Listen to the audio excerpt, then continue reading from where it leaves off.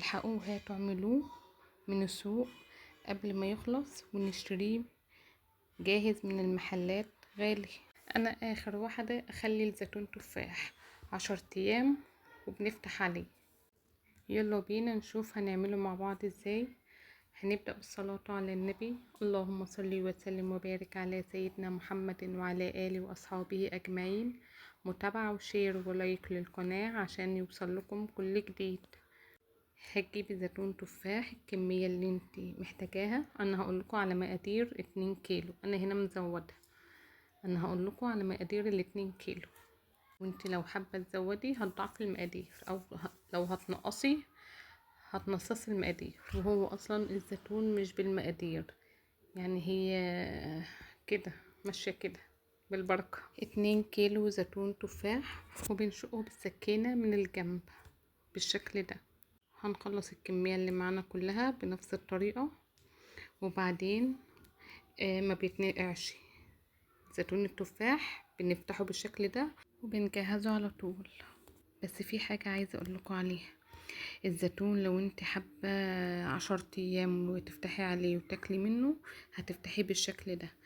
طيب لو انت عايزاه مثلا بتعملي رمضان ما تفتحيهوش، بتخلليه وهو مقفول بيستوي بقى براحته.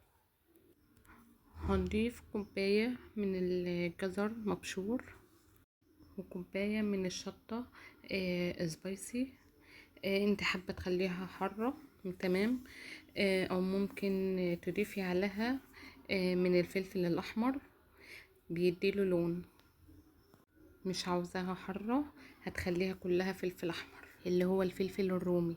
نص كيلو ليمون شرايح، وده برضو بيتخلل وبتاكليه مع الزيتون عادي خالص وبيبقى طعمه جميل.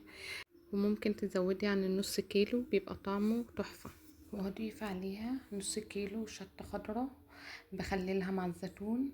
انت لو حابة تضيفيها تمام، لو مش حابة خلاص ما تحطيهاش، بس هي بتبقى طعمها حلو قوي مع الزيتون وبتتخلل عادي خالص. هضيف عليهم معلقتين كبار من العصفر، بنشتريه من عند اي عطار، بيخلي نفس الزيتون والليمون وبرطمان المخلل كله تحفة، هتاكلي منه ما تشبعيش. ومعلقتين كبار من حبة البركة، وهقلبهم كلهم مع بعض بالشكل الجميل ده. انا مش قادرة اوصف لكم على الجمال، يتاكل ني.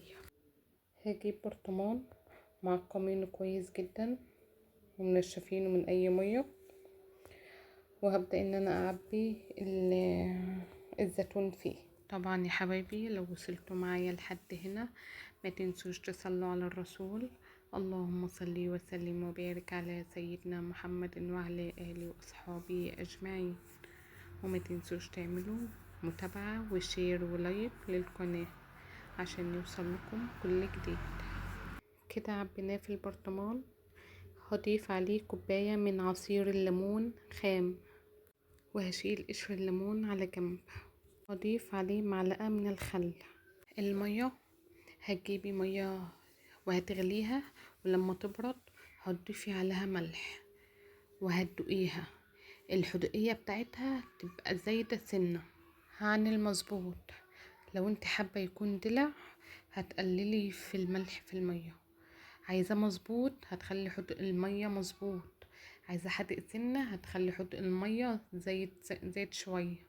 انا ممكن اقولك ان ال2 كيلو زيتون هياخدوا 4 كوبايات مية تمام، وهتضيفي عليهم 4 معالق من الملح.